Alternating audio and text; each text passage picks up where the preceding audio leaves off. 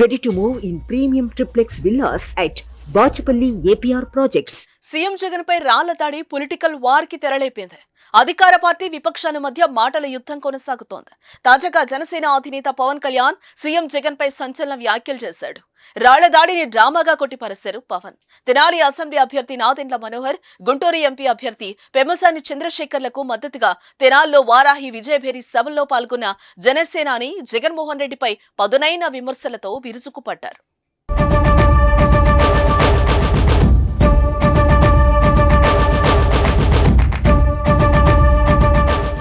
జగన్ కు గాయమైతే నాకు బాధగా ఉంది. ఇది నిజమో అబద్ధమో ఎవరికి తెలుసు? పులి కథ ఒకసారి చెప్తే బాగుంటుంది.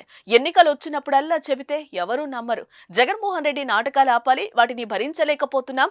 జగన్ పై రాయి పడింది అని, రాష్ట్రానికి గాయమైందని వైసీపీ నేతలు బాధపడుతున్నారు. అక్కను ఏడిపిస్తున్నారని ఎదిరించిన 15 ఏళ్ల అమర్నాథ్ గౌడ్ ను చెరుకు తోటలో పెట్రోల్ పోసి కాల్చేశారు. పసిబిడ్డను కాల్చేస్తే రాష్ట్రానికి గాయం కాలేదా?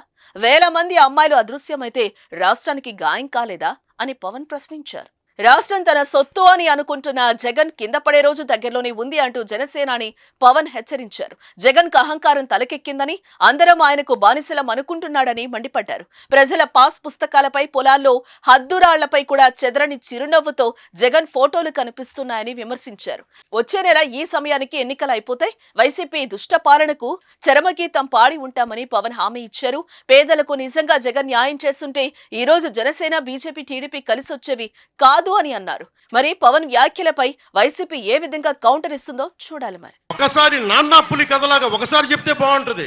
ప్రతిసారి ఎలక్షన్ రాగానే జరిగితే నిజంగా పులి వచ్చిన నాన్న పులి కథలాగా అబద్ధం అనుకుంటాం.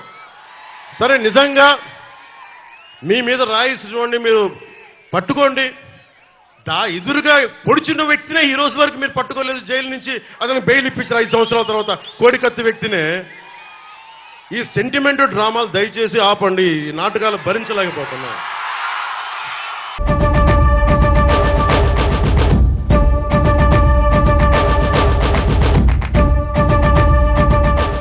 సుమన్ టీవీలో మీ పర్సనల్ అండ్ బిజినెస్ ప్రమోషన్స్ కోసం కింది నెంబర్కి కాంటాక్ట్ చేయండి.